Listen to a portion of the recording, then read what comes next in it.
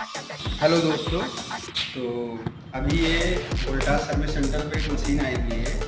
जैसा कि इसमें कस्टमर को जो है प्रॉब्लम आ रही थी, कपड़े धुल नहीं रहे तो बहुत ज़्यादा नॉइज़ की प्रॉब्लम आ रही थी। तो जो है टेक्नीशियन गया था, बट वहाँ पे प्रॉब्लम रिजॉल्व नहीं हो पाई थी। तो इस वजह से मशीन को सर्विस सेंटर लाना पड़ा था। तो हम लोगों ने इसमें भी सब चेक किया, मोटर वगैरह भी चेंज किया, बट इसका कोई सोल्यूशन अभी तक निकला नहीं। तो अभी मैं इसको आपको जस्ट एक मिनट के लिए चेक करा के दिखाता हूँ। और ये फ्रंट लोड वॉशिंग मशीन है, अभी 2 साल की समथिंग हुई है। चलिए मैं आपको एक बार दिखाता हूँ, प्लग कर देते हैं।